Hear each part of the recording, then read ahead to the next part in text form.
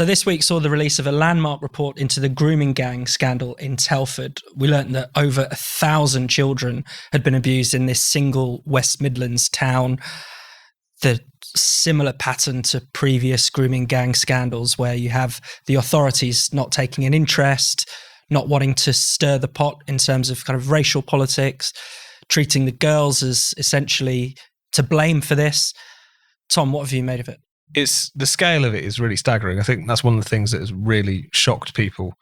It's amazing it didn't make more front pages. Someone else pointed this out. I mean, I know we're in the middle of the Tory leadership race, but as we've just spoken about, it hasn't exactly been a battle of the wits of the highest level so far, has it? It hasn't grabbed the attention of the country, but something like this, when originally this investigation was started, because the Sunday Mirror had an investigation in the newspaper in 2018, and at that point they came up with this 1,000 figure. And obviously it was very shocking. But even at the time, the authorities and the police were saying this was sensationalist. The quote was they'd made this up on the back of a fag packet. Now this report has come out. They've said that those numbers are basically probably quite accurate. So from the 1980s onwards, essentially, 1,000 girls, roughly speaking, affected by all of this. There was even points in the report which talk about it's becoming generational, becoming so sort of normalised, so not dealt with.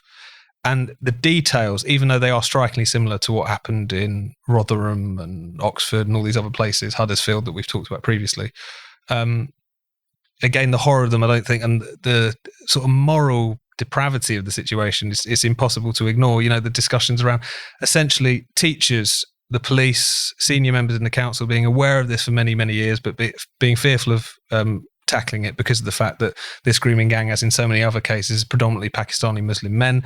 They didn't want to be labelled racist. They didn't want to inflame community tensions. At one point in the report, it says that they feared a race riot would break out if they tried to tackle this particular issue. And as you say as well, a tendency essentially towards victim blaming. The point in the report, they talk about how the authorities treated the children as common prostitutes. Some of them were actually arrested and charged and fined and things for their crime, which is shocking as their abusers are walking free.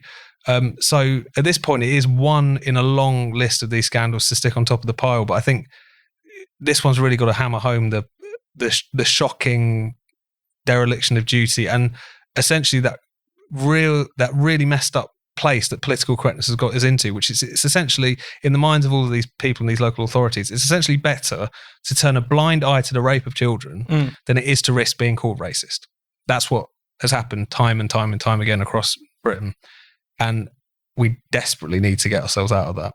Ella, I mean, there's a class element to this as well, isn't there? I mean, these girls, working class, many of them in care, just don't matter in the way that, say, a parliamentary aide might matter. Or, thinking about the woman who was upskirted at a music festival and they came up with a law in response to it.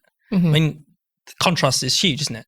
Yes, and it makes you think of something like the murder of Sarah Everard, which is that it's difficult to talk about that because you don't want to do down the seriousness of that incident. And I'm glad it got widespread attention and that people talked about it because every murder deserves to be talked about. But you do have to step back and think, hang on a minute, there is such kind of focus on that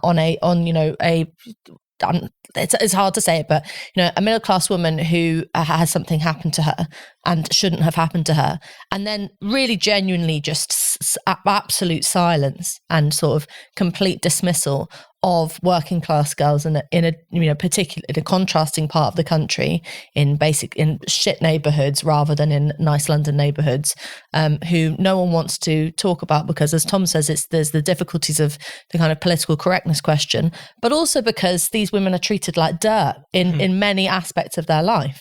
They're forgotten in education. Social services don't want to deal with them properly. The police treat them like, never mind all this stuff about the police having kind of sending misogynistic texts and there being all this stuff about, that all these baronesses are upset about. What about the police, as Tom pointed out, that the report showed, literally criminalising women and girls, children who have been victims of abuse? It does show a vast class dynamic. And it makes you think that there are certain women who are deserving of attention and support and being raised in Parliament and raised in speeches and have campaigns made around them. And then there are certain women who don't matter. So Tom, we have here the wrong kind of victims, but also the wrong kind of perpetrator for people to take an interest, or people don't want to be seen to be, intervening in these circumstances. No, exactly. And it's the picture that we've seen in so many of these individual cases. We could reel them all off now, that there has been this recurring problem. The grooming gangs phenomenon, at least in terms of the high profile cases, the ones that we all know about, are predominantly Pakistani Muslim men. There is, of course, a fierce debate about what that means, to what extent you can generalise, and what the broader picture actually looks like. There was this Home Office review in 2020 that came out looking at all of the data. It essentially says that it's too patchy. There's not a good enough recording of particular ethnicities. Not enough people, not enough of it is kind of centralised and reported. There is some studies from 2013 which seem to suggest that, again, the data is very patchy, but from what they've looked at, there is this disproportion in relation to people who are reported as Asian men. But even then, that's complicated because of the fact that, as a lot of Sikh organisations, for instance, have pointed out, that it's predominantly Pakistani Muslim in many of these cases that we're talking about. The one thing that we can say for sure is that in all of these big high-profile cases we've talked about, there is this recurring problem. It's been talked about by individuals in those areas for a very long time. Anne Cryer, former Labour MP, raised this in 2003 in relation to Keighley, just outside of Bradford, where, again, this problem was there.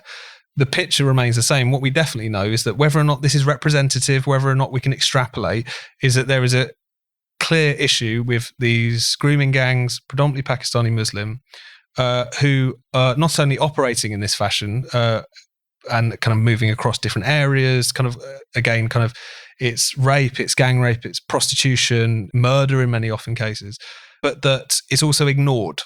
And it's always ignored for exactly the same reason. You look at the report into what went on in Rotherham, it's a very similar situation. What went on at Oxford, a very similar situation, where on the one hand you have the victims being treated essentially like dirt, as we've been talking about, but also time and time again, a fear of being called racist, a fear of stirring racial tensions, and therefore a kind of paralysis about intervening.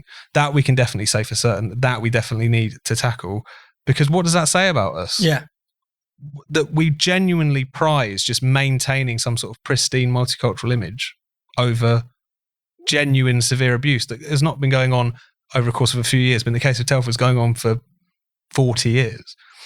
And that's something that we've really got to get to grips with. And it's you've got to have a pretty low view of everyone in society, of all backgrounds, if you think it's impossible to have that conversation without all hell breaking loose. There's a secondary issue as well, which is, I don't like talking about police resources because it always feels, it's a bit of a lame argument, the suggestion that police don't have enough resources. But genuinely, we are in this weird situation in which there is so much focus on online hatred for women, of which basically means people calling women, saying inappropriate comments, or like calling women fat or something, and the police endlessly talk about what they're doing to fight misogyny, hate crime, which as we have explained on this podcast millions of times, can mean anything under the sun. And the main point is, it's so easy. It's not proper policing. It's just like basically kind of surveilling and monitoring. And surprise, surprise, none of the resources go to the difficult cases where there needs to be some actual kind of serious police work of getting into the communities and finding out what's going on.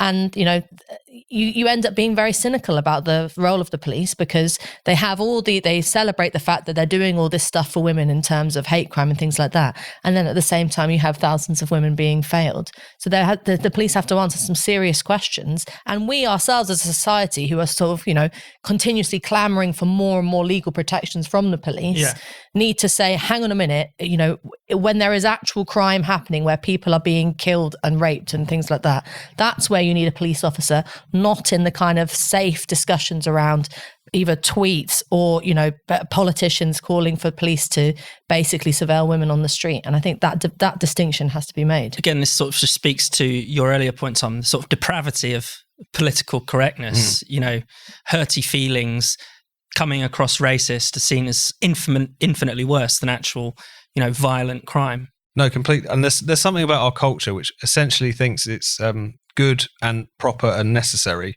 to ignore and to silence and to censor uncomfortable truths. And I think the thing about the grooming gang scandal in Telford and everywhere else is that it completely explodes that myth. it's the road to horror, really, in many respects. If you refuse to talk about some of these uncomfortable issues, if you refuse to police some of the most grotesque crimes imaginable, they will get worse. This is another recurring factor across these reports, is that the perpetrators actually become emboldened. There's cases of them denouncing the court process as racist, for instance, because of the fact they've adopted and they recognise this particular script. And this is, I think, there's always a lot of talk at these points, this very anodyne language about lesson learned. We do right by the victims. We need to make sure that we learn all the lessons of this process. I think that's the number one thing that has to get across, which is that if you don't talk about these problems, you genuinely inflame them. And if your concern is about tension between communities, the worst thing you could possibly do is ignore this. We've talked about this last time this issue came up on the podcast. The conspiracy of silence around this particular issue has been a gift to the far right. They were the only people talking about it for a very, very long time, until about 10 or 15 years ago. And so again, if we're talking about where to go forward from this, the number one thing before anything else has to be that it's not good or noble to not talk about uncomfortable issues, and that it can actually really corrupt us morally and as a society if we refuse to do that.